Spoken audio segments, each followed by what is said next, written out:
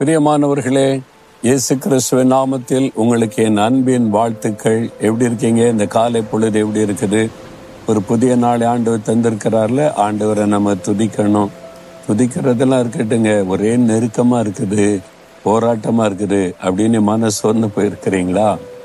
நெருக்கத்துக்கு நடுவில் இருக்கிறீங்களா? இப்போ ஒரு நெருக்கமான சூழ்நிலை, வீட்டுக்குள்ளே ஒரு நெருக்கம், படிக்கிற இடத்துல நெருக்கம், வேலை செய்யற இடத்துல நெருக்கம், ஊழியம் செய்யற இடத்துல எல்லா பக்கத்துலயும் நெருக்கம், பிசினஸ்ல ஒன்னா வருது, ஒன்று பொருளாதார பாதிப்பு, சட்டங்கள், இது மாதிரி ஒவ்வொரு சூழ்நிலையை பார்த்தா நெருக்கமா இருக்குது, ரொம்ப கஷ்டமா இருக்கு, எப்படி வாழ போறோம்னு தெரியல. அப்படி நெருக்கத்துக்கு நடுவில் இருக்கீங்களா?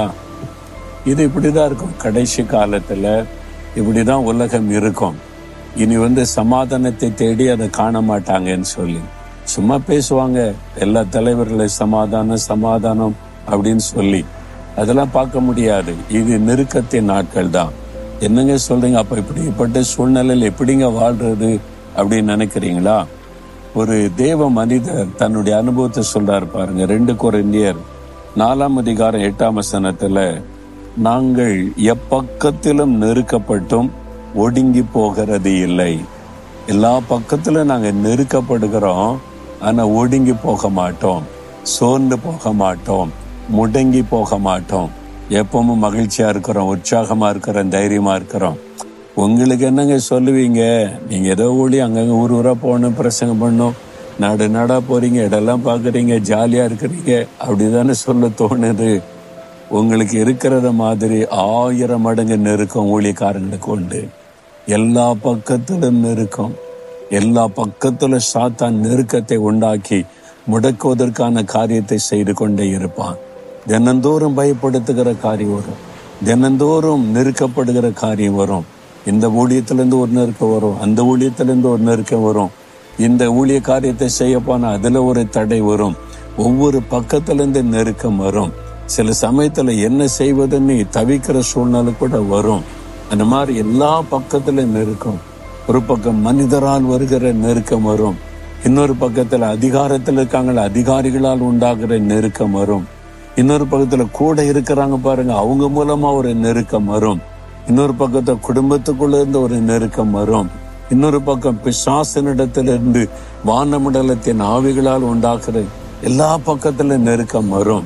இந்த மாதிரி நெருக்கங்களை சந்தித்து கொண்டே தான் இருக்கிறோம். அதனால ஒவ்வொரு நாள் இந்த நெருக்கம் வரும். எனக்கு தெரியுது, கடைசி வரைக்கும் இந்த நெருக்கம் இருக்கும், இதுக்கு ஒரு முடிவே வராது.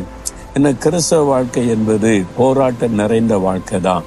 இயேசு என்ன சொன்னார்? உலகத்தில் உங்களுக்கு உபத்திரவம் உண்டு, ஆனாலும் திடன் கொள்ளுங்கள், நான் உலகத்தை ஜெயித்தேன், உங்க கூட இருக்கிறேன். அதுதான் நம்முடைய நம்பிக்கை, அதுதான் நம்முடைய விசுவாசம். அதனால நெருக்கம் வரும். நெருக்கம் வரக்கூடாதுன்னு நீங்க ஜெபம் பண்ணா அதுக்கு பதிலே வராது, நெருக்கம் வரும். அதான் கிறிஸ்தவ வாழ்க்கை, தேவன் நமக்கு வைத்திருக்கிற பாதை. ஊழியம் செய்றீங்களா? சிலுவை சுமந்துதான் ஆகும். சிலுவை சுமக்காம எப்படி அவரை பின்பற்ற முடியும்? அது நெருக்கம், நிந்தை, அவமானம், பொய்யான குற்றச்சாட்டு, இதெல்லாம் வரத்தான் செய்யும். வெளியிலேருந்து வந்தா பரவாயில்லைங்க, உள்ளுக்குள்ளேயே இந்த மாதிரி இருக்கிறேன்னு சொன்னீங்களா? அப்படிதான் இருக்கும். அதான் ஆண்டவர் நமக்கு வச்சிருக்கிற வாழ்க்கை முறை. அதுக்கு மத்தியில தான் போகணும். பவுல் அப்போஸ்தலன் ஆண்டவருக்கு வைராக்கியமா ஊழியம் செய்தவர். அவர் தான் சொல்ல, எப்பக்கத்துல நான் நெருக்கப்பட்டு ஒடுங்கி போகிறது இல்லை. சாத்தான் நம்மை நெருக்கி ஒடுக்கி விட நினைக்கிறான், நம்மை முடக்கி விட நினைக்கிறான், ஜெபத்தை தடுக்க நினைக்கிறான், ஊழியத்தை முடக்கி விட நினைக்கிறான், உங்களுடைய செயல்பாடுகளை அவன் முடக்கி வைத்து விட நினைக்கிறான். பிசினஸ் செய்றீங்களா? அதை முடக்கி வச்சிடணும், ஏன்னா நீங்க ஊழியத்துக்கு உதவியா இருக்கிறீங்க. நீங்க வேலை செய்றீங்களா? அங்க முடைக்கணும், ஏன்னா நீங்க கர்த்தருடைய ராஜ்யத்தை கட்ட பிரயாசப்படுறீங்க. நீங்க படிக்கிறீங்களா? உங்க படிப்புல உங்களை முடைக்கணும், ஏன்னா நீங்க சாட்சி சொல்லி இயேசுவை மகிமைப்படுத்துறீங்க. நீங்க சந்தோஷமா இருந்தா இன்னும் இயேசுவை மகிமைப்படுத்தி கொண்டே இருப்பீங்க. உங்களை முடைக்கிறோன்னு நெருக்கத்தை உண்டாக்குவான். அந்த நெருக்கத்துக்கு மத்தியில நம்ம சந்தோஷமா வைக்கிற ஒரு ஆண்டவர் நமக்கு இருக்கிறார். எது பிசாசுக்கு தெரியாது. அவன் அதனால மூளை குழம்பி போறான். இவ்வளவு நெருக்கனால எப்படிங்க இவங்க சந்தோஷமா இருக்காங்க?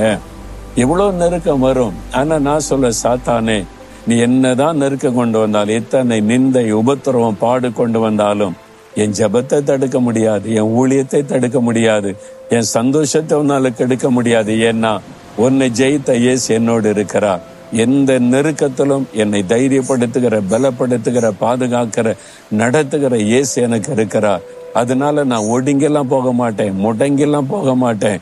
நான் தீவிரமா இன்னும் கர்த்தரை மகிமைப்படுத்துவேன். அப்படி சொல்லும் போது பிசாசு வெட்கப்படுகிறான், இயேசு சந்தோஷப்படுகிறார், நம்மை பலப்படுத்துகிறார். அதனால நான் சோர்ந்து போயிட்டேன், விழுந்து போயிட்டேன், முடம்புன்னு சொல்லாதங்க. எப்பக்கத்துல நெருக்கப்பட்டோம் நான் ஒடுங்கி போவதில்லை.